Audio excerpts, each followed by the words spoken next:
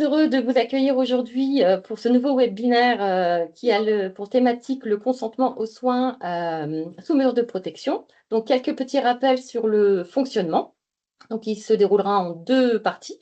Une partie présentation, une partie questions-réponses. Vous pouvez tout au long du webinaire poser vos questions dans la rubrique questions-réponses. Ça ne perturbera pas les présentateurs. Elles seront lues aux présentateurs en fin de présentation. N'hésitez pas à consulter les questions déjà posées pour éviter les doublons et pouvoir les permettre de répondre à un maximum de questions. Aucune situation nominative ne sera abordée sur ce webinaire. Concernant la logistique, on vous remercie de bien vouloir quitter la vidéo à la fin du webinaire pour qu'on puisse récupérer l'enregistrement. Et le replay sera accessible d'ici une petite semaine sur le site du DAC, rubrique Actualité. Je profite aussi de cette introduction pour vous parler des prochains webinaires qui sont programmés. Donc, nous aurons le 17 septembre un webinaire sur le 31-14 prévention suicide. Un second webinaire co-animé par la TMP sur les mesures de protection et santé mentale le 13 octobre. Et un webinaire sur la PCH en partenariat avec la MDPH de la Haute-Savoie qui est programmé en novembre. On reviendra sur les différentes dates. Vous aurez des invitations comme d'habitude. Voilà. Donc, je laisse la parole à Florence Pressé et Quentin Ledoux, qui sont tous les deux responsables de service à la TMP 74.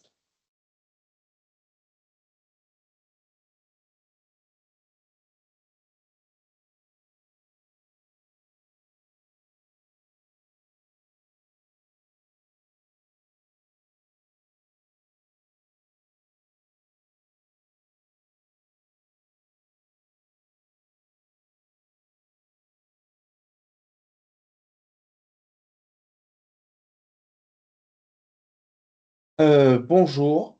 Bonjour à tous, bonjour à toutes. Du coup, je suis Florence Pressé, responsable de service à Crangevrier. Et Quentin Tissé-Ledoux, responsable de service sur l'autre antenne de Crangevrier. Alors aujourd'hui, on va vous présenter le soin dans le cadre de la mesure de protection juridique. On va vous faire d'abord une petite présentation de la TMP 74. Donc la TMP 74 est une association qui existe depuis 1975, qui est répartie sur le département en 6 antennes et qui gère actuellement 2500 mesures de protection. La TNP 74 est composée de mandataires judiciaires, d'assistantes tutélaires. Nous avons également des pôles support, un pôle juridique, un gestionnaire de patrimoine, un pôle comptabilité et un informaticien. Chaque mandataire judiciaire gère 51 personnes sous mesure de protection, tutelle ou curatelle, personnes à domicile ou en établissement. Et au niveau du coup du public, des personnes protégées, on a produit dans le cadre de ce PowerPoint une étude statistique qui a été réalisée par l'ANCREAI, donc c'est en fait l'Assemblée nationale de tous les CREAI régionaux. Et cette étude statistique, elle illustre en fait le public qu'on accompagne, qui est réparti en plusieurs profils types. Hein. Donc on voit sur l'échantillonnage qu'il y a un gros tiers des personnes protégées qui ont un handicap psychique. Et ensuite, on va dire qu'on peut regrouper ça en un autre grand tiers qui concerne des personnes âgées qui ont soit une maladie neurodégénérative, soit un handicap, et un autre grand tiers de personnes protégées qui ont un handicap plus ou moins lourd, soit de naissance, soit suite à soit un accident de la vie ou un événement dans leur vie. Et on va commencer du coup la présentation. Alors, on ne va pas revenir sur les mesures de protection en tant que telles, hein, puisqu'on avait déjà fait un premier webinaire sur ce sujet. Donc, on va vraiment axer celui-ci sur la thématique du soin. Il faut quand même rappeler que les mesures de protection, elles s'exercent soit dans le champ de la protection des biens, donc c'est vraiment les biens mobiliers, immobiliers, ce que possède la personne, soit dans le champ de la protection de la personne. Et c'est dans ce champ-là qu'on retrouve le soin. Donc, la protection de la personne, elle est inscrite dans la loi à l'article 459 du Code civil.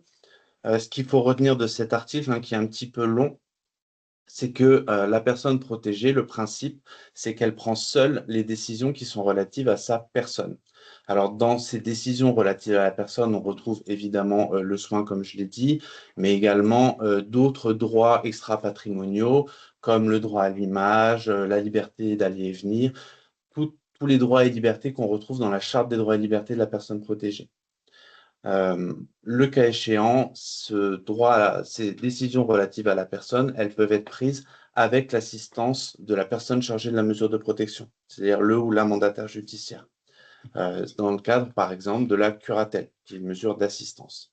Et si l'assistance ne suffit pas, le juge va pouvoir prononcer une mesure de tutelle, c'est-à-dire une mesure de représentation. Et dans ce cas-là, la représentation, elle peut concerner les décisions relatives à la personne. Que la personne soit sous tutelle ou sous curatelle, son avis est toujours pris en compte. L'avis de la personne protégée est toujours primordial, à partir du moment où il est en capacité de nous donner son avis, bien évidemment.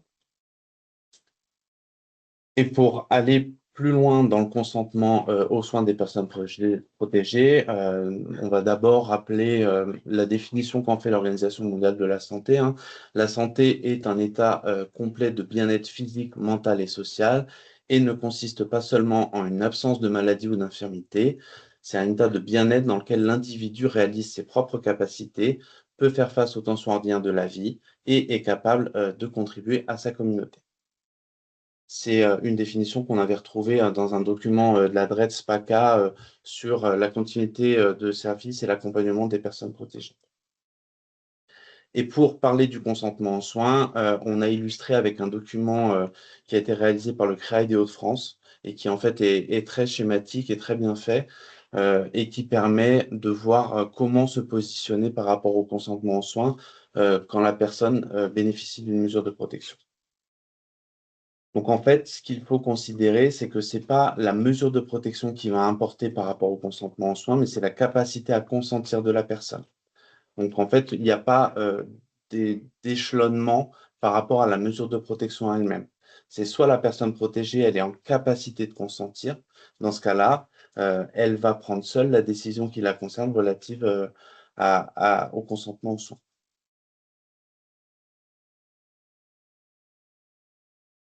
Et ce qui nous intéresse évidemment, c'est quand la personne elle n'est pas en capacité de consentir, parce que là, on va faire un distinguo entre la mesure de représentation qui est la mesure de tutelle ou l'habilitation familiale avec représentation, et si la personne elle est sous mesure de curatelle ou de sauvegarde de justice.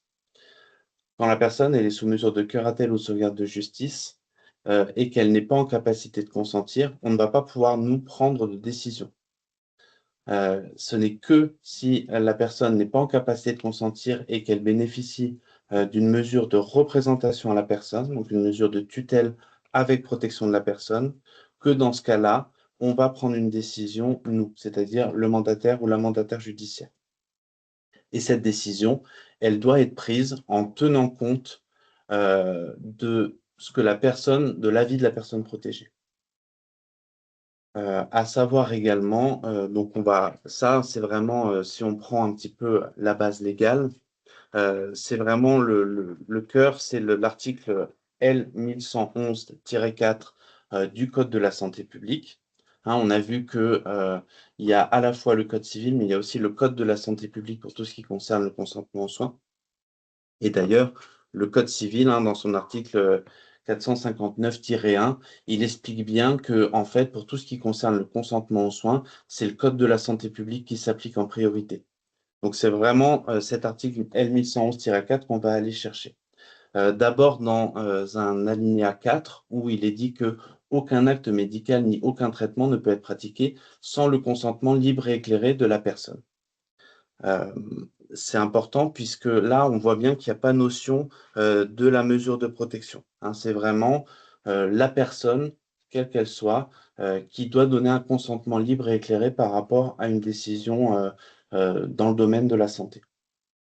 Et ensuite, c'est dans le 8e alinéa qu'on va parler vraiment de la personne qui bénéficie d'une mesure de protection. Puisque là, on va rappeler que le consentement, qui est mentionné dans ce 4e alinéa, pour la personne protégée, il doit être obtenu si elle est apte à exprimer sa volonté. Donc là, on retrouve bien cette notion de apte à consentir ou pas apte à consentir. Donc si la personne, elle est apte à exprimer sa volonté, c'est elle qui prend la décision seule et nous, on n'a pas à intervenir. Au besoin avec l'assistance de la personne protégée, c'est-à-dire que si la personne protégée bénéficie d'une mesure de curatelle, puisque c'est une mesure d'assistance, dans ce cas-là, on va pouvoir venir l'assister dans l'expression de cette volonté. On ne prend pas la décision, mais on vient l'assister dans l'expression de sa volonté. Donc, ça veut dire informer la personne protégée de la décision qui va la concerner, donc lui apporter vraiment toutes les informations utiles à la compréhension de la décision médicale. Lorsque cette décision n'est pas remplie, je lis le code de la santé publique, mais c'est ce qui est dit, lorsque cette condition n'est pas remplie, c'est-à-dire que quand la personne elle n'est pas apte à exprimer sa volonté, et s'il y a une mesure de représentation à la personne, dans ce cas-là, c'est la personne chargée de la mesure de protection qui va devoir donner une autorisation. À rappeler également que s'il y a un désaccord entre la personne protégée et la personne chargée de la mesure de protection, il faudra évidemment aller chercher le juge des contentieux de la protection qui statue en tant que juge des tutelles pour qu'il puisse autoriser l'une ou l'autre partie dans la décision qui sera prise. Ça, c'est important puisque ça illustre bien que si la personne n'est pas d'accord, on ne va pas prendre la décision. On ira forcément chercher l'autorisation du juge. C'est pour rappeler à quel point le consentement aux soins il est encadré de manière très stricte et on ne peut pas déroger en fait du code de la santé publique et il faut vraiment entourer la personne et si on a le moindre doute, nous on ira chercher le juge. On ira toujours s'assurer que toutes les informations ont bien été transmises à la personne et que nous, on a toutes les informations à transmettre aussi au juge. Après, on rappelle aussi qu'en cas d'urgence vitale, bien évidemment, on ne viendra pas chercher notre autorisation et les actions qui sont à mettre en œuvre pour protéger la personne, qu'elle soit sous tutelle, sous curatelle, apte ou pas à consentir, seront mises en place. D'ailleurs, on voit bien dans les textes légaux, souvent il est rappelé qu'en matière de consentement aux soins, ces décisions-là, elles sont prises sauf urgence. Hein, c'est-à-dire que c'est le médecin, s'il y a vraiment une urgence, et par là on peut entendre urgence vitale, c'est le médecin qui prendra la décision. Nous, on n'intervient pas. Hein. Je veux dire, l'urgence, si elle est caractérisée, c'est le médecin qui conserve son pouvoir d'intervenir pour pouvoir permettre à la personne d'avoir les soins nécessaires. On va revenir un petit peu sur l'article 459 du Code civil, puisqu'il y a des éléments intéressants et qui ont évolué en fait dans la loi, hein, depuis la loi du 23 mars 2019, qui a un peu modifié la terminologie de cet article, puisqu'il est marqué notamment que l'autorisation qu'on va donner dans le cadre d'une personne protégée qui bénéficie d'une mesure de tutelle avec représentation à la personne, si elle n'est pas en capacité de consentir, cette autorisation, elle peut également porter sur les actes qui porteraient atteinte à son intégrité corporelle, ce qui n'était pas le cas avant puisqu'il fallait l'autorisation du juge. La loi du 23 mars 2019, c'est une loi qui est vraiment venue déjudiciariser en fait les mesures de protection, y compris dans le domaine de la santé, puisqu'auparavant l'autorisation du juge était nécessaire dès lors qu'il y avait une atteinte à l'intégrité corporelle, et ce n'est plus le cas aujourd'hui, c'est le tuteur qui prend la décision. Pour vraiment le cas précis où on est en mesure de tutelle avec représentation à la personne et où la personne elle n'est pas en capacité de consentir. Ceci étant, l'article, il a apporté une petite nouveauté puisque il a noté dans un de ses derniers alinéas que l'accord du juge était quand même nécessaire pour une décision qui porterait atteinte à l'intimité de la vie privée de la personne. Et c'est important parce qu'il y a quand même des décisions médicales sur lesquelles il faudra qu'on aille chercher l'autorisation du juge. Un exemple concret sur tout ce qui est, par exemple, recherche génétique. On trouve par exemple des actes médicaux dans le champ de la santé mentale où il y a besoin de faire une recherche génétique pour, par exemple, adapter un traitement médical. Tout ce qui concerne la génétique, on va aller systématiquement rechercher l'autorisation du juge parce que ça porte atteinte à l'intimité de la vie privée de la personne. En effet, la recherche génétique, selon, alors je suis pas médecin ni spécialiste de ces questions-là, mais en fait, une recherche génétique, elle peut être assez large ou vraiment très ciblée. Si elle est large, on va avoir vraiment des éléments très précis sur l'intimité de la personne. Et par exemple, on pourrait, si on faisait cette recherche génétique, découvrir que le parent de la personne n'est pas son parent biologique. Dans ce cas-là, ça viendrait vraiment donner une information sur l'intimité de la vie privée de la personne. C'est pour ça que le législateur a considéré qu'il fallait quand même qu'on aille chercher l'autorisation du juge quand la décision médicale, elle vient porter atteinte à l'intimité de la vie privée de la personne. Il y a d'autres domaines dans lesquels les décisions médicales ont un effet tel qu'il va falloir aller chercher l'autorisation du juge. C'est par exemple la stérilisation à visée contraceptive. Et là, c'est clairement marqué dans le Code de la santé publique, hein. L'article qui concerne la stérilisation à visée contraceptive, c'est l'article L 2123-2. Il mentionne expressément que le juge des tutelles doit autoriser l'acte parce que ce sont des décisions médicales qui ont un effet sur la vie privée de la personne qui est relativement grave pour qu'en fait, on ait besoin de l'autorisation du juge. Mais là, on est toujours sous tutelle. Ce qu'il faut bien retenir, en fait, hein, c'est que en matière de curatelle ou de sauvegarde de justice, puisque la sauvegarde de justice peut aussi concerner la protection de la personne, c'est vraiment le principe d'autonomie. La personne protégée, elle prend seule la décision. On ne va jamais intervenir sur une décision médicale sous curatelle ou sous sauvegarde de justice. Euh, Par contre, ce qu'on va pouvoir faire dans ces cas-là, si on constate qu'en effet la personne n'est pas apte à consentir, et comme c'est illustré dans le document du CREAI, on va pouvoir saisir le juge pour demander à renforcer la mesure de protection. C'est-à-dire qu'on considère que la personne, euh, elle, elle n'est pas apte à consentir et du coup, la mesure de protection ne lui correspond plus. Et du coup, il faut l'aggraver pour que, sous tutelle, s'il y a une protection de la personne, on puisse nous intervenir. Mais à ce moment-là, l'aggravation de la mesure de protection, hein, on l'avait dit lors du premier webinaire sur la présentation des mesures, une aggravation de mesure, c'est une requête avec un certificat médical d'un médecin expert. Donc, c'est tout un processus assez long. Donc, en fait, ça se travaille. C'est-à-dire que c'est pas quand la personne, elle va être sur la table d'opération juste avant l'opération chirurgicale qu'on va pouvoir se dire, ah non, zut, elle n'est plus la curatelle ne correspond plus, il faut vite aggraver. Là, on ne pourra plus, évidemment. Voilà pour tout ce qui est éléments légaux sur vraiment la prise de décision et quand est-ce que nous, on intervient par rapport à la décision médicale. Et c'est vrai qu'on voit hein, que ce domaine-là, il est quand même assez flou, notamment pour les partenaires et plus particulièrement les partenaires du soin. On a souvent, régulièrement, des appels des médecins. Alors nous, à Annecy, on travaille beaucoup avec le centre hospitalier Annecy-Genevois, et on a souvent des appels des médecins ou des anesthésistes qui viennent demander une autorisation sur une décision médicale, alors que, par exemple, la personne protégée, elle peut la prendre seule, cette décision. Donc c'est vrai que bien souvent, il y a un flou et la tendance des partenaires, c'est de se dire, ouh là là, il y a une mesure de protection, je préfère du coup aller chercher le mandataire judiciaire ou la mandataire judiciaire pour que la décision soit prise et que on comprend aussi le risque de responsabilité et le contentieux dans le domaine de la santé, il est aussi assez lourd. Donc on peut comprendre hein, que ça puisse être flou et que les conséquences en matière de responsabilité sur le consentement aux soins poussent les partenaires à venir nous chercher dans ces situations-là.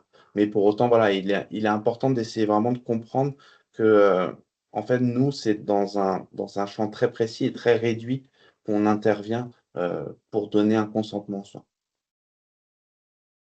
Du coup, c'est vrai que sur ce domaine-là, nous aussi, on engagera notre responsabilité si on va valider une opération pour laquelle on n'aurait pas dû aller donner notre validation.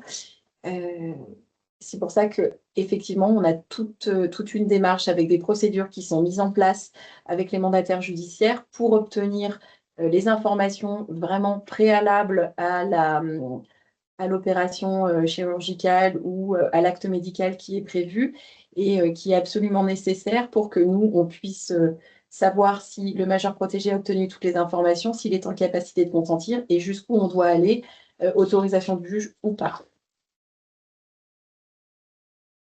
Il y a un réel travail avec la personne protégée hein, quand il s'agit de donner un consentement sur une décision médicale, de pouvoir dire au praticien, est-ce que vous lui avez donné toutes les informations, que ces informations, vous les lui avez données en prenant en considération l'altération de ses facultés, parce que ce n'est pas parce qu'il y a une altération des facultés de la personne que la personne, elle n'est pas en capacité de recevoir l'information et de prendre une décision.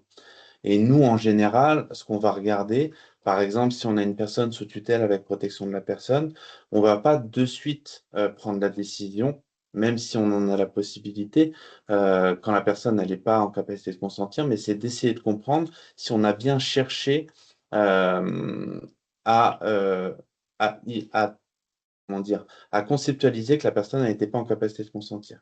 Si je prends un exemple, une personne qui est accueillie dans un établissement social ou médico-social, par exemple un établissement d'accueil médicalisé. Cette personne-là, elle doit être opérée. Le chirurgien ou l'anesthésiste vient nous chercher sur l'autorisation et le consentement à l'opération. On va peut-être, nous, par exemple, contacter l'établissement en demandant au psychologue de l'établissement ou au médecin coordinateur, est-ce que cette personne-là, elle est en capacité de consentir? Donc, on va aller rechercher en fait un avis médical aussi sur la capacité de consentir de la personne. Avoir le maximum d'éléments pour savoir si en fait la personne, est-ce qu'elle est en capacité de prendre une décision seule ou non. Et il y a bien souvent des situations dans lesquelles, en fait, la personne, elle était en capacité de consentir et on est venu chercher, nous, notre décision. Alors, je dirais pas par facilité, parce que on comprend évidemment aussi la tension qu'il peut y avoir dans le secteur médical, les difficultés que rencontrent les partenaires dans tout ce qui est secteur hospitalier, etc. Mais nous, on a besoin aussi de garantir, en fait, l'expression de la personne protégée. C'est quand même primordial aujourd'hui et il y a quand même un champ énorme autour de l'autodétermination et du pouvoir d'agir des personnes protégées. Et c'est aussi ça qu'on veut rappeler, c'est que bien souvent, la personne, elle est quand même en capacité de prendre une décision pour en plus un domaine qui la concerne et qui l'impacte très fortement. Et si on doit prendre une décision parce que la personne, elle n'est pas en capacité de consentir, on va également, dans ce cas-là, demander vraiment à avoir un état et un écrit des bénéfices et des risques de la décision médicale qui doit être prise. Et ça, c'est aussi important parce que souvent, on nous amène un acte médical pour lequel on doit donner une autorisation, mais on n'a pas forcément plus d'éléments. Et comme je le disais, hein, les mandataires sont rarement des personnes qui ont des connaissances médicales. Et par conséquent, pour tout ce qui relève de la santé, il faut vraiment que nous, on ait un écrit où on voit bien de manière illustrée les bénéfices et risques de l'opération parce que c'est sur ces documents-là qu'on va s'appuyer pour prendre la décision. Et c'est aussi sur ces documents-là qu'on va s'appuyer si on doit aller chercher l'autorisation du juge. Hein, si on doit faire une requête auprès du magistrat parce que l'acte médical, il vient toucher à l'intimité de la vie privée de la personne, on ne peut pas juste dire au médecin, au juge, pardon, on ne peut pas juste dire au juge, c'est telle opération, il faut nous autoriser. Le juge, il va demander, il n'est pas médecin non plus, il va demander à avoir un état précis des bénéfices et des risques pour pouvoir prendre sa décision. Et il faudra que ce soit quand même très précis et étayé. Donc c'est vrai qu'on a tendance à à avoir ces échanges avec les partenaires en leur disant, ben là, c'est pas suffisant, il nous faut plus. Et c'est vraiment parce qu'en fait, on en a besoin à la fois pour prendre notre décision, mais aussi pour aller chercher l'autorisation du juge si besoin. Je vous propose, après tous ces éléments hein, vraiment qui précisent notre champ d'intervention, d'illustrer avec une situation concrète.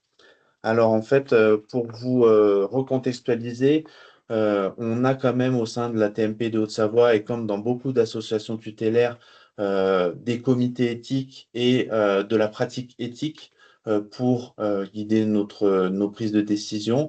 Et on avait reçu de la part de Socrate, qui travaille beaucoup hein, dans le champ de la protection juridique des majeurs, une formation éthique.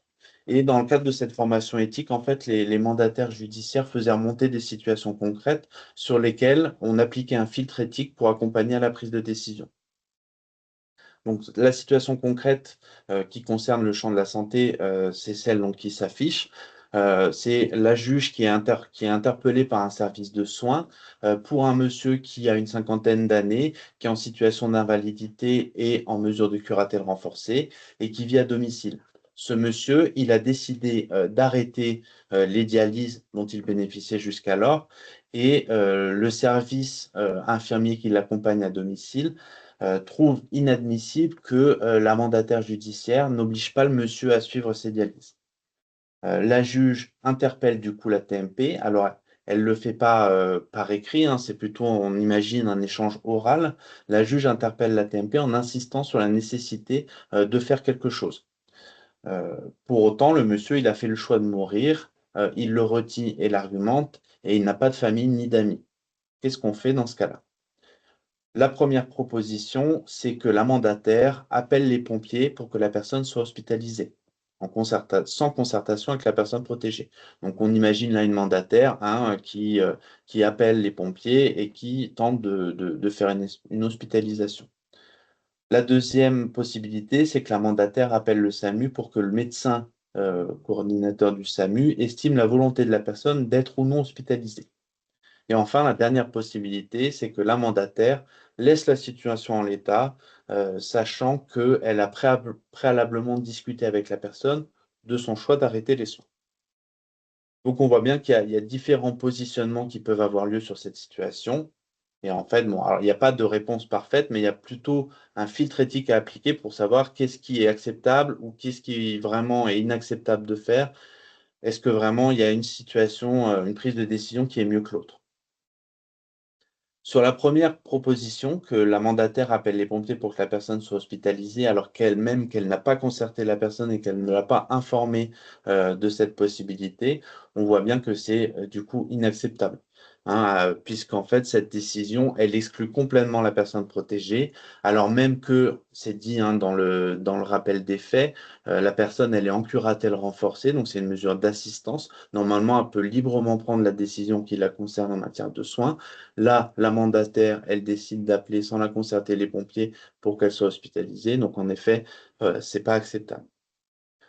Sur la deuxième proposition, que la mandataire appelle le SAMU pour que le médecin estime la volonté de la personne d'être ou non hospitalisée, c'est acceptable. Ce n'est pas forcément la meilleure décision à prendre parce qu'en effet, on fait quand même intervenir un tiers alors que logiquement la personne, elle est en mesure de prendre la décision seule.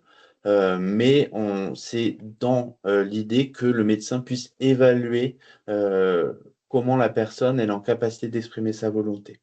C'est ça qui fait en fait que cette décision-là, elle serait acceptable. Même si pour autant, une personne en curatelle renforcée, même si elle n'est pas en capacité à consentir, nous, on n'aura pas à intervenir. Hein, en fait, c'est soit elle n'est pas en capacité à consentir, du coup la mesure de protection elle est plus adaptée et on décide de l'aggraver, mais en l'état, nous, on ne peut pas agir.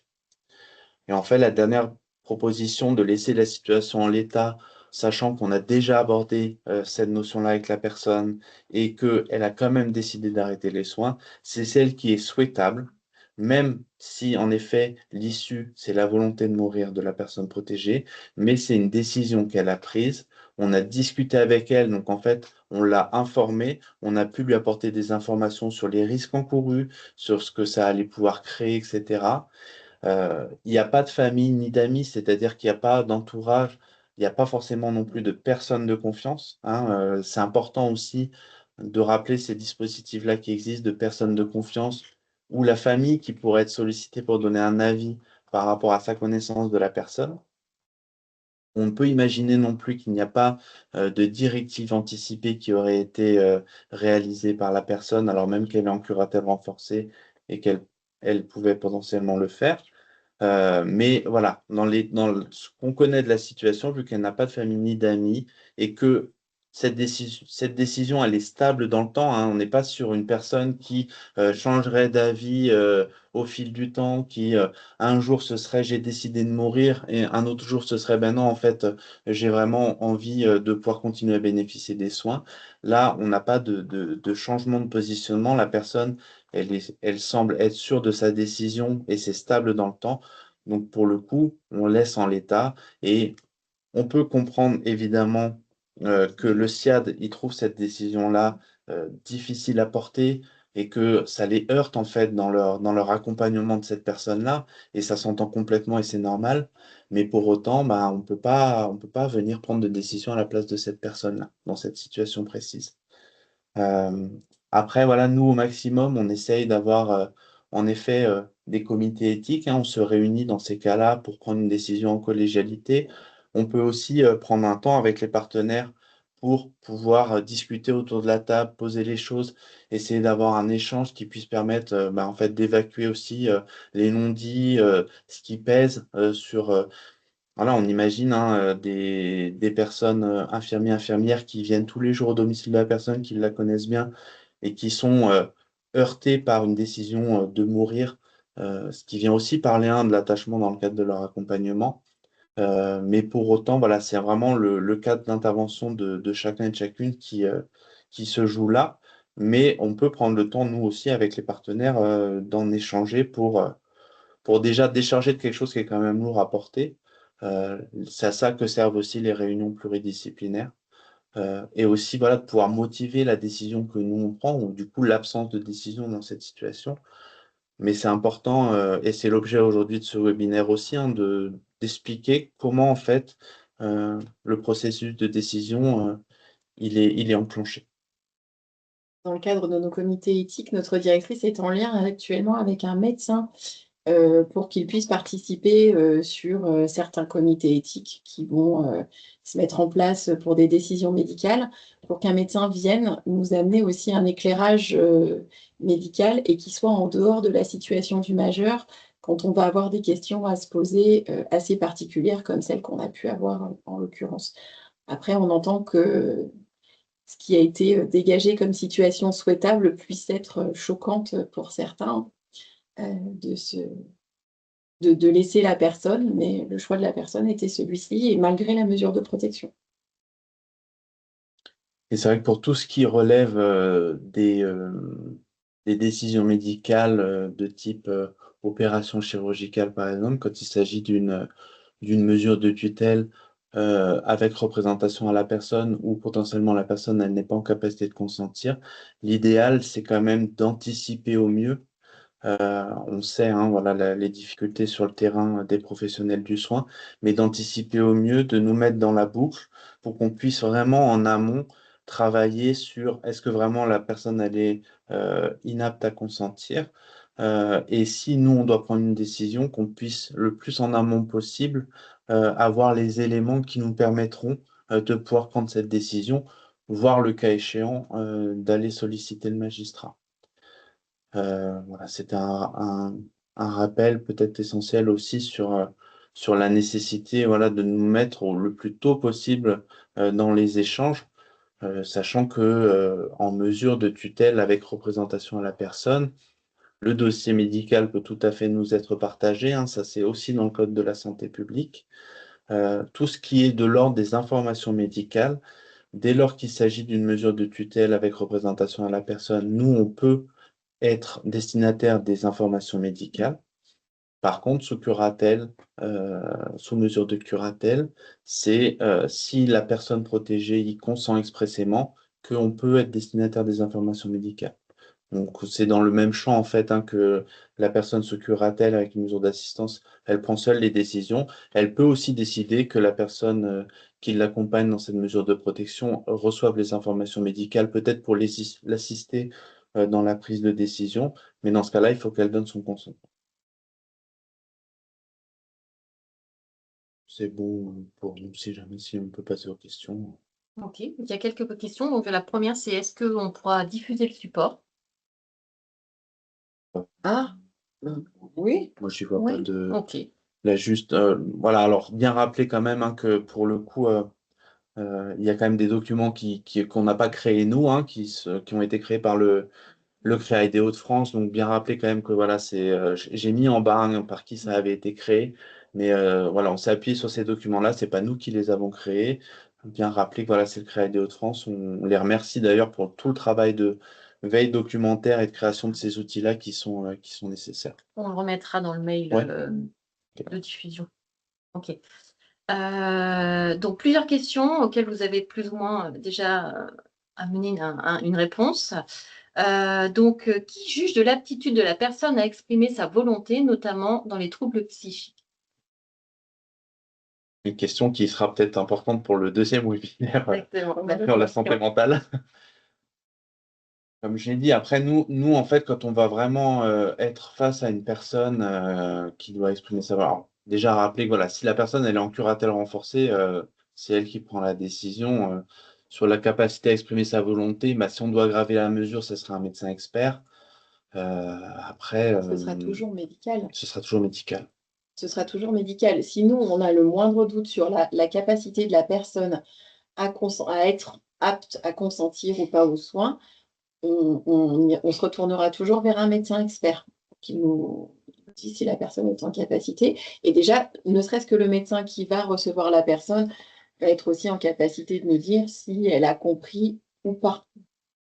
Alors c'est vrai que voilà, dans le cadre par exemple des opérations, je prends l'exemple des opérations chirurgicales parce qu'en fait c'est c'est dans ces situations-là qu'on a le plus de difficultés parfois, parce qu'en fait bah, les médecins chirurgiens et les médecins anesthésistes souvent sont débordés, en fait on n'a pas le temps hein, de voir si la personne elle est en capacité ou non.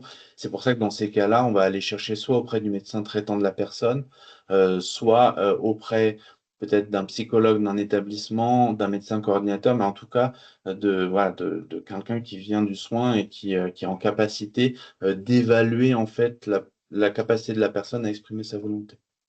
On est Et le d'ailleurs en ce psychiatre moment aussi. sur une situation comme celle-ci avec une personne atteinte d'un cancer qui souffre de troubles psychiques et qui est très ambivalente sur le fait qu'elle veuille accéder ou pas aux soins. Donc, c'est une situation pour laquelle notre collègue est en lien avec le médecin psychiatre, avec l'oncologue et pour laquelle on va mettre en place un comité éthique.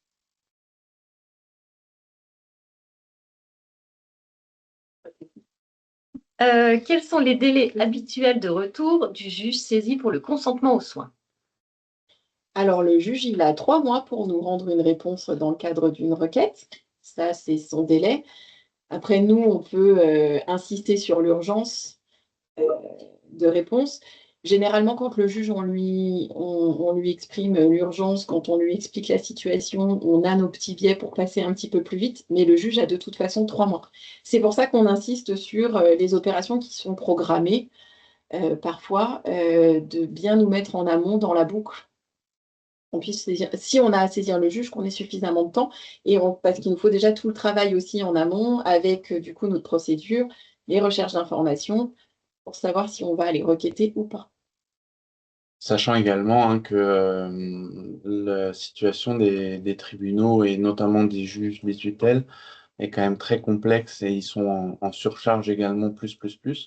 À tel point que sur le tribunal, par exemple, d'Annecy, sur les audiencements, ils ont un retard assez conséquent du fait de leur surcharge d'activité et que voilà, les requêtes, faut pas espérer que ça se fasse dans le mois qui suit, hein. Ils vont tirer vraiment jusqu'aux 3 mois parce qu'en fait, les juges sont débordés de requêtes et par conséquent, les délais s'allongent également. Donc, en effet, nous, on peut hein, placer une requête un peu en urgence mais on ne pourra pas envoyer toutes les requêtes avec un motif d'urgence. Donc c'est vrai que l'anticipation est le meilleur allié dans ces cas-là de la prise de décision. Et là, concrètement, sur le tribunal d'Annecy, on a du retard sur les requêtes. C'est très clair. Question suivante. Dans certaines situations de déficience psychique, notamment, il y a parfois allègement de la mesure alors qu'on a l'impression que la situation de santé mentale de la personne s'aggrave. Comment partager les éléments d'inquiétude? Qui fait les démarches? Quel processus? Alors, s'il y a un allègement de la mesure, c'est qu'on a eu un certificat médical qui exprime, enfin, qui précisait que la mesure pouvait être allégée. Du coup, donc, si après il y a des éléments d'inquiétude, il faut bien évidemment les faire remonter au mandataire judiciaire, au juge des tutelles, et qu'une démarche se mette en place pour aggraver la mesure de protection avec un médecin expert. Tout tiers, hein, même ça pourrait être par la voie d'un signalement, hein, de dire en fait cette personne elle a bénéficié d'une mesure de curatelle simple, mais en fait aujourd'hui il y a une aggravation de son état de santé.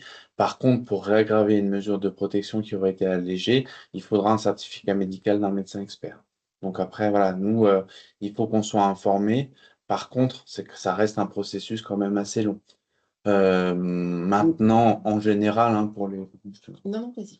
pour les personnes, en fait, quand une personne protégée saisit le juge pour bénéficier d'un allègement de sa mesure de protection, nous, en général, on est également convoqués pour donner à minima un avis. Si il y a d'autres éléments médicaux, donc là, je pense vraiment aux médecins psychiatres, par exemple, qui peuvent accompagner cette personne et qui pourraient produire un certificat médical établissant qu'en fait, sa situation, elle ne s'allège pas, mais au contraire, elle s'aggrave, mais il ne faut pas hésiter à transmettre le certificat médical pour qu'il soit envoyé au juge pour attester quand même que l'altération des facultés de la personne, elle persiste, voire elle s'aggrave. Donc après, ça, c'est plutôt un travail de partenariat. Oui, avec tout le monde dans la boucle. Voilà, c'est ça, hein, pluridisciplinaire pour vraiment, Retourner dans vers l'intérêt de la personne protégée, ouais, c'est ça.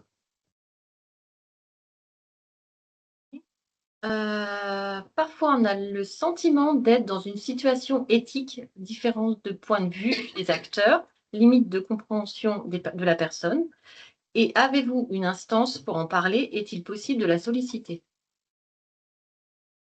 Oui, on peut, enfin, nous, à la TMP, en tout cas, on peut, alors, en fait, on a plusieurs options. C'est soit on fait, nous, un comité éthique, mais interne à la TMP, pour avoir quand même plusieurs avis objectifs autour de la table. Après, ça peut être une réunion pluridisciplinaire qui se réunit sur un ordre du jour éthique, en fait, hein, pour discuter d'une question éthique. Dans ce cas-là, à nouveau, on est dans le travail partenarial, soit voir avec le ou la mandataire en charge du dossier pour lui dire qu'il y a un besoin de réunir les partenaires autour de la table avec la TMP, soit aller chercher les responsables de service. Mais on peut entendre aussi que des partenaires puissent nous solliciter en disant dans cette situation-là, on a besoin de se réunir et du coup, nous, on peut voir avec la mandataire en charge du dossier pour faire une réunion pluridisciplinaire. Voilà, ça peut être ça. Après, il y a d'autres instances, je pense à l'hôpital ou aux établissements sociaux et médico-sociaux qui peuvent avoir aussi des comités éthiques. Peut-être voir dans ces instances-là. Nous, on participera toujours. Si on est convié, on viendra et on participera. Là, il y a des questions par rapport à la personne de confiance. Donc, au quotidien, est-ce que la TMP est contactée par les soignants? Dans quel cas et comment? Je constate qu'il y a très peu de liens entre l'établissement de soins ou CMP et la curatrice. Entre la TMP, la personne de confiance, la personne la plus impliquée dans l'accompagnement, vers qui le médecin doit-il se tourner prioritairement? Et le fait-il? Ouais, il y a plusieurs questions là. On va décortiquer. Personnellement, encore on n'est pas sur le personnel, mais c'est moi qui ai très souvent à faire le lien avec la TMP, le PSN ne le fait pas. Donc, si on reprend, au quotidien, la TMP est contactée par les soignants dans quel cas et comment? Vous avez plus ou moins répondu déjà. Ah, ça, c'est sur les modalités de Ouais. contact. Nous, on est ouvert du lundi au vendredi, sauf le mardi, de 8h30 à midi pour tout ce qui est téléphone. Après, si c'est un partenaire et qu'il a les coordonnées mail de la mandataire en charge du dossier, il peut la contacter par ce biais-là. Voilà. Donc ça, c'est vraiment sur les modalités pratiques de contact de la TMP. Après, on est toujours en lien avec les partenaires. Normalement, oui, normalement, on est en lien avec les partenaires. Si le lien ne se fait pas avec le PSM, peut-être revoir avec le PSM pour se rencontrer et voilà, rediscuter des modalités. Nous, alors avec Florence, hein, on fait un peu le tour aussi des établissements sociaux et médico-sociaux pour justement parler de ces problématiques-là, présenter les mesures de protection, avoir des contacts au sein des établissements pour faciliter le lien. Là, voilà. Si c'est le PSM, ça sera plutôt du champ de la responsable de service de l'antenne de La Roche-Foron-Cluse à voir en fonction. Mais en tout cas, les responsables de service sont en général associés à échanger sur les modalités de contact avec les établissements et les partenaires. On a également une journée partenariale qui est prévue, je le place un petit peu ici, autopromotion, hein. On a une journée partenariale qui est prévue le 27 octobre à Douvaine. Voilà, à Douvaine. Il n'y aura plus le G7, donc c'est bon, on pourrait y aller librement. Et tous les partenaires du département sont évidemment conviés. Et pour ce qui s'agit de la personne de confiance, alors la personne protégée, elle peut désigner une personne de confiance. Alors, sous mesure de tutelle, ça doit quand même être autorisé par le magistrat. Et le médecin, et en fait, c'est marqué aussi hein, dans le Code de la santé publique. Je ne sais pas si j'ai l'article là avec moi, mais en fait, la personne de confiance va être sollicitée. Voilà, c'est marqué en fait sur l'alinéa, le fameux alinéa 4 de l'article 1111-4, lorsque la personne est hors d'état d'exprimer sa volonté, donc c'est vraiment précis, hein. Aucune intervention ou investigation ne peut être réalisée, sauf urgence ou impossibilité, sans que la personne de confiance ou la famille ou à défaut un de ses proches ait été consultée. C'est pour ça que dans l'exemple qu'on avait pris, on avait bien précisé ni famille ni amis. C'est qu'en fait, le médecin, si la personne elle n'est pas en capacité de s'exprimer, il va aller chercher dans l'ordre la personne de confiance, la famille ou à défaut un proche. En fait, c'est ces personnes-là qui vont pouvoir donner un avis pour guider la prise de décision. Il faut savoir que nous, on n'est pas toujours informés de la désignation d'une personne de confiance. On n'a pas toujours cette information-là. Et que quand on a une présence de famille autour du majeur protégé, nous-mêmes, on va aller voir la famille du majeur protégé qui connaît bien la personne avant toute décision. Et j'attire également l'attention sur la personne de confiance, parce qu'on a vu, notamment dans le champ des établissements sociaux et médico-sociaux, des contrats de séjour, en fait, il y a un volet personne de confiance. Attention pour les personnes protégées, quand même, la désignation de la personne de confiance, je l'ai dit, ça peut être encadré, et du coup, ça peut devoir être autorisé par le juge. Donc, c'est pas à remplir non plus forcément à la légère. En tout cas, c'est pas un document administratif comme un autre, la personne de confiance. C'est vraiment un dispositif encadré par le Code de la santé publique. Donc, il faut quand même veiller un petit peu à ces éléments légaux aussi, notamment pour les personnes qui seraient en tutelle. Et le majeur protégé, le mandataire judiciaire, pardon, ne peut jamais être désigné personne de confiance. Mm. En tout cas, s'il exerce professionnellement en Voilà. association, par exemple, comme c'est le cas pour nous, ça pourra pas Un être le tuteur cas. familial pourra être personne de confiance. Ok. Un tuteur professionnel comme nous ne pourra jamais être personne de confiance. Pardon. Ok. Vous avez un peu répondu. Quelle est la place de la personne de confiance en tutelle? Sa place sur les décisions qu'elle Sur peut les- Je prendre. pense, oui, sur la sollicitation. Je Ah pense bah que alors, dans... Mais en fait, le Et- médecin va la contacter pour qu'elle puisse donner un avis sur ce que en fait, la personne protégée aurait pu décider.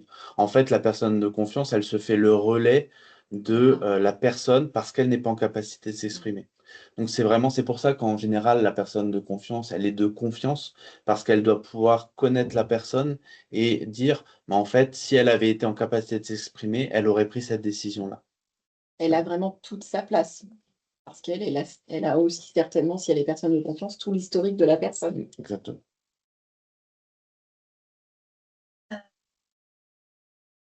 Qu'en est-il du choix d'entrer en EHPAD lorsque la personne ne semble plus en capacité de rester à domicile, avec mise en danger au domicile, et qu'elle refuse l'entrée?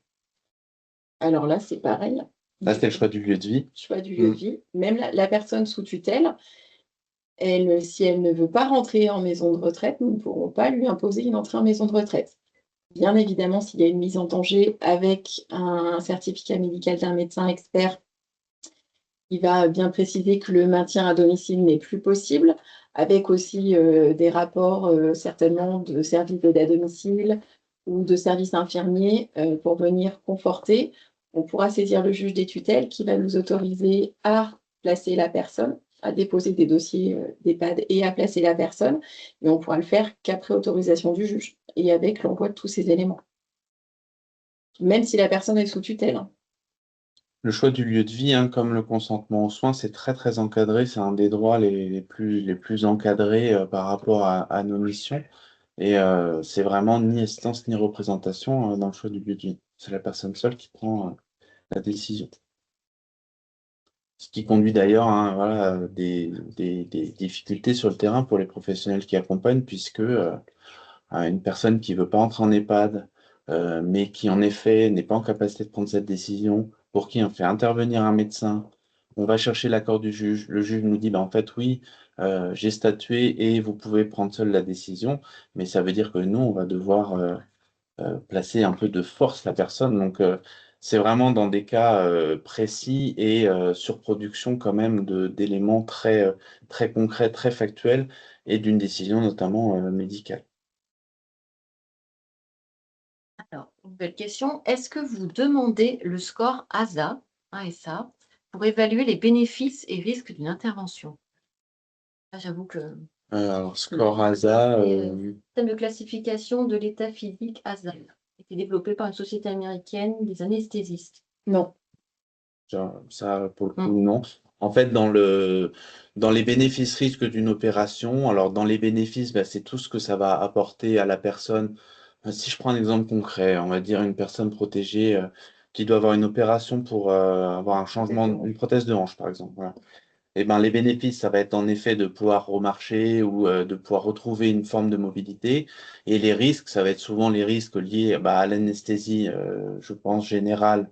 Donc les risques liés à l'anesthésie, les risques peut-être de complications au niveau de l'opération, mais ça va s'arrêter là.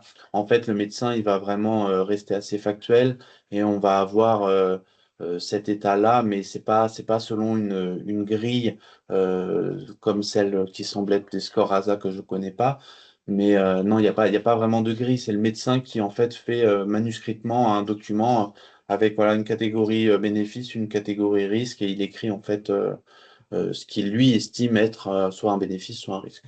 Alors nous, on fait avec ce que nous envoient les médecins. Si les médecins nous envoient la grille ASA, ben, du coup, on verra et on s'en servira, mais Ouais. a priori, c'est utilisé par les anesthésistes.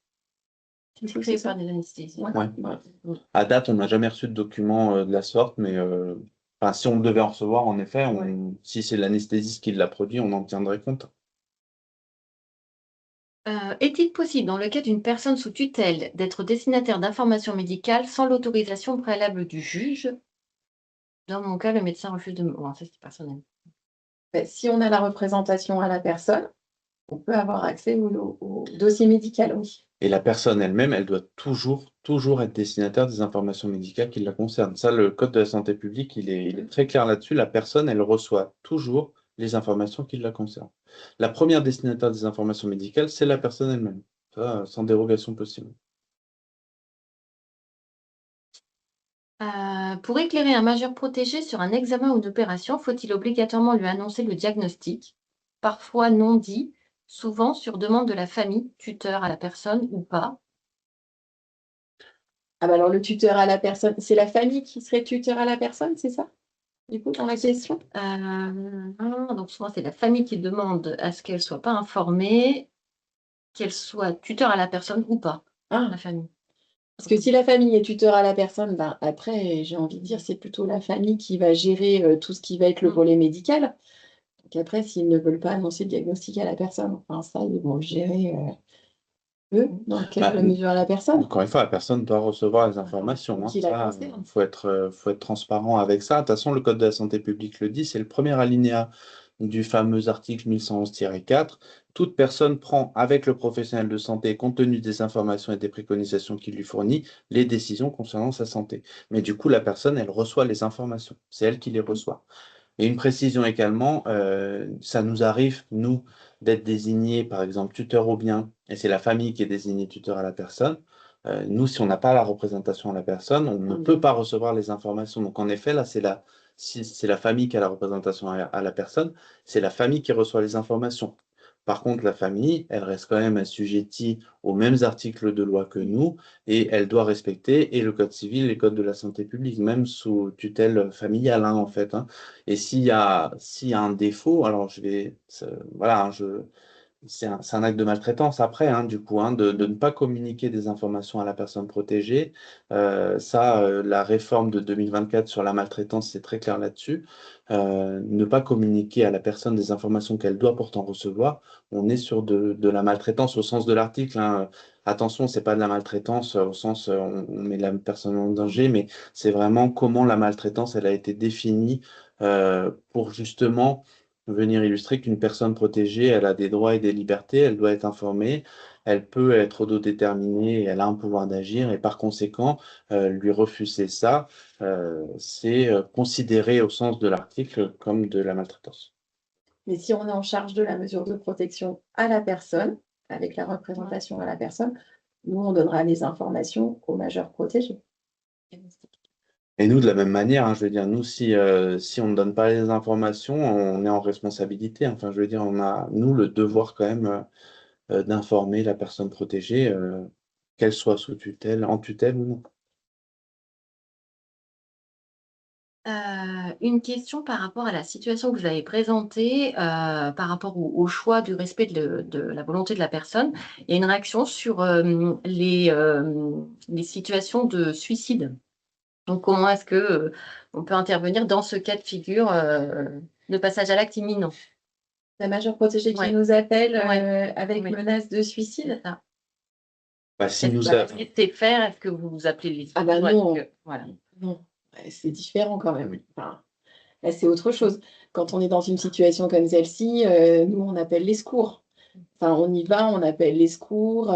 S'il faut envisager une hospitalisation derrière, on le fait. Enfin, je veux dire, bien évidemment qu'une personne qui nous appelle et qui nous fait ce type de menace, on ne la laisse pas dans cette situation. Ça n'a absolument rien à voir. Et on prend toujours très au sérieux les personnes protégées qui nous appellent et qui viendraient au cours de la conversation à dire qu'elle va attenter à ses jours. Enfin, je veux dire, ça, c'est, ouais, on est sur un autre champ, en C'est effet, autre chose.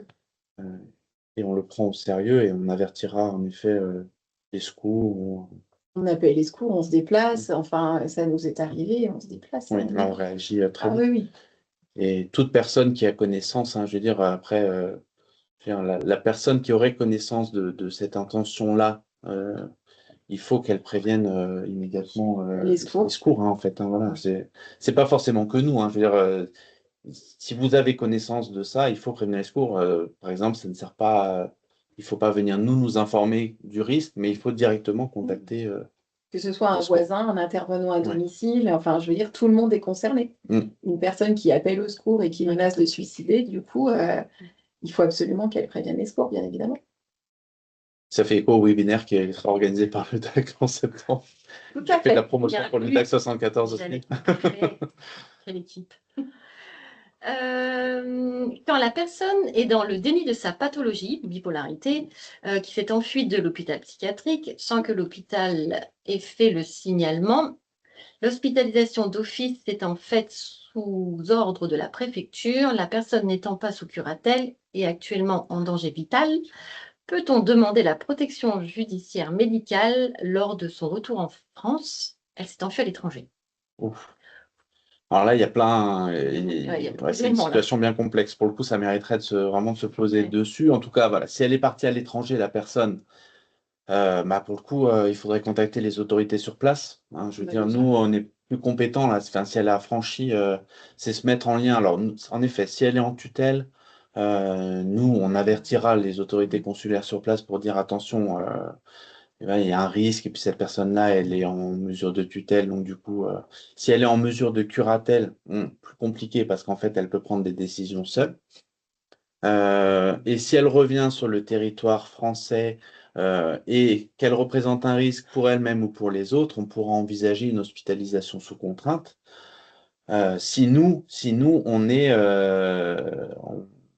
a, comment dire, un lien avec cette personne, c'est-à-dire si on constate, nous, euh, une situation de danger pour la personne, on pourra envisager peut-être une hospitalisation sous contrainte, Sachant que là, elle est sous SPDRE, cette personne, semblerait. dans l'exemple. Donc là, je pense que du coup, en appelant les forces de police, Oui, normalement, elle ils est ont déjà, ouais, raccompagnée à l'hôpital. c'est ça.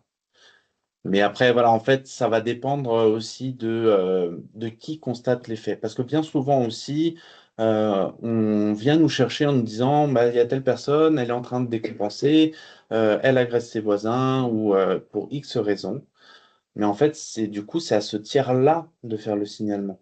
C'est normalement le tiers qui constate, qui demande l'hospitalisation sous contrainte. Nous, on ne signera pas une hospitalisation sous contrainte si on n'a pas constaté que la Ouais. personne, elle est actuellement en phase de décompensation. Mm. Parce que du coup, ça voudrait dire que c'est la porte ouverte à tout et qu'on pourrait signer sans avoir constaté les faits et faire hospitaliser n'importe qui, n'importe comment. Ça, c'est pas possible. Votre voisin est en train de décompenser, vous êtes tout à fait en capacité de faire la SPDT et d'appeler les secours à ce moment-là, en fait. Mm. C'est pas forcément parce que il y a une mesure de protection au mandataire, tuteur ou curateur de faire cette démarche. C'est les dispositifs de droit commun qui s'appliquent en priorité, hein. La personne protégée, ce n'est pas parce qu'elle est en mesure de protection que ça vient en fait se substituer à toute autre possibilité de droit commun, hein. C'est aussi inscrit dans le Code de l'action sociale et des familles. L'accompagnement au titre de la mesure de protection, il se fait sans préjudice des accompagnements de droit commun. Donc en fait, toute personne peut continuer à agir. Normalement, même s'il y a une mesure de protection. Nous, en fait, notre rôle, il n'est pas là-dedans, particulièrement. Une personne bénéficiant d'une mesure de protection peut-elle être nommée personne de confiance? Une personne qui est sous mesure de protection, Oui. est-ce qu'elle peut être nommée par une autre personne comme sa personne de confiance? Je pense il me semble qu'en curatelle, oui. Oui, c'est ce que j'allais dire. En tutelle, Après, en je ne suis pas tutelle, certain. je ne pense pas. Mais en curatelle, pour moi, oui. Après, c'est quand même assez rare, quand même, je pense. Faites-vous une différence entre personne de confiance et personne de confiance en matière de santé? Ah bah, la personne de confiance, c'est en matière de santé. Ah oui. En fait, la personne de confiance, c'est pour ça que c'est inscrit dans le Code de la santé publique, hein. C'est dans le domaine vraiment de la santé. C'est un dispositif qui a été prévu pour ça. Ok, donc il est rappelé aussi que vous pouvez solliciter le 3114 pour un avis précis sur une situation de risque de Mm. suicide. Oui. Voilà. Oui, c'est bien Oui, de rappeler aussi. Voilà. Il faut faire la différence entre une souffrance morale aiguë qui pousse une personne à se... Ah oui, ça fait écho à votre réponse. Il y avait un premier retour qui était au sujet du suicide. Il me semblait qu'il était en fait fait référence à l'arrêt de la dialyse. Voilà, dans l'exemple. Ah, parce que du coup, l'arrêt de la dialyse est plutôt assimilé à un suicide. Voilà, En fait. je pense que c'était d'accord. D'accord, oui, je comprends mieux. D'accord. oui, alors dans ce cas-là, en fait, plusieurs choses. C'était dit quand même dans l'exemple que l'avis par rapport à l'avis de la personne protégée sur l'arrêt de sa dialyse, il était stable dans le temps. Je pense qu'en général, l'intention dans le cadre d'un suicide, elle est pas nécessairement stable dans le temps.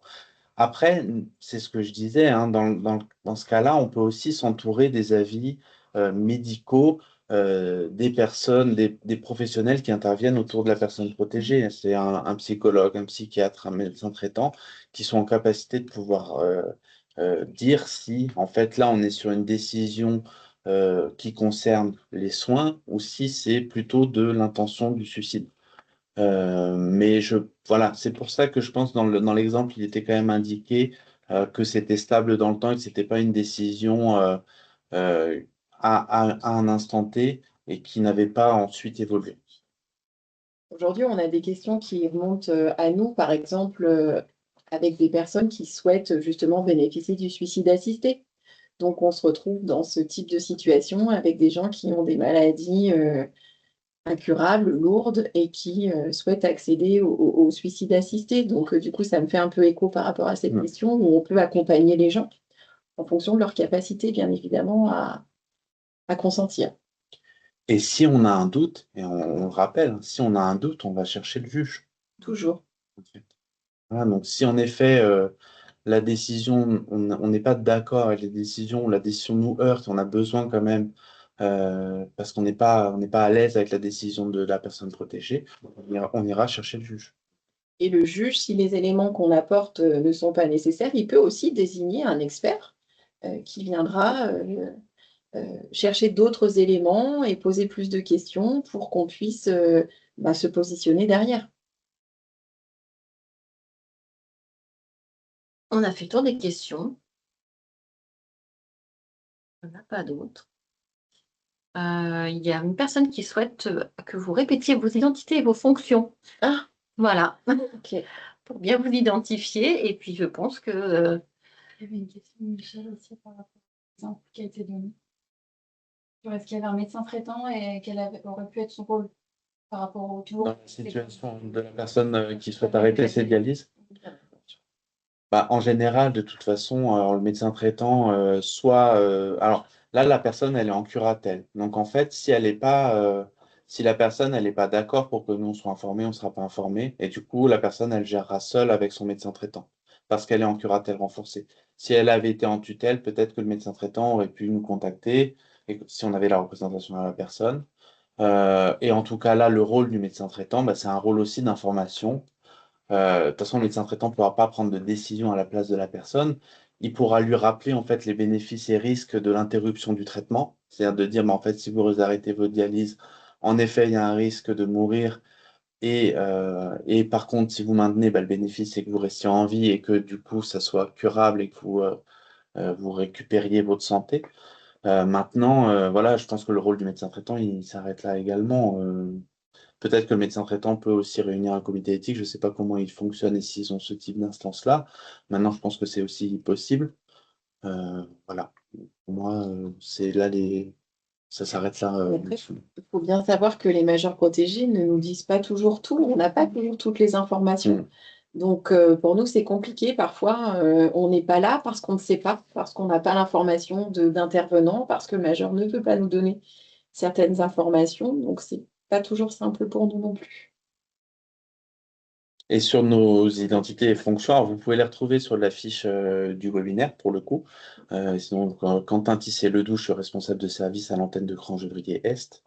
Et Florence Presset, je suis responsable de service sur Crangevrier Ouest. parce que c'est bon. Ok. Merci beaucoup. En tout cas, Merci. les questions étaient intéressantes. Et puis, pour celles et ceux qui souhaitent, voilà, on se retrouve en octobre pour être plus dans le champ de la santé mentale. Merci. Au revoir.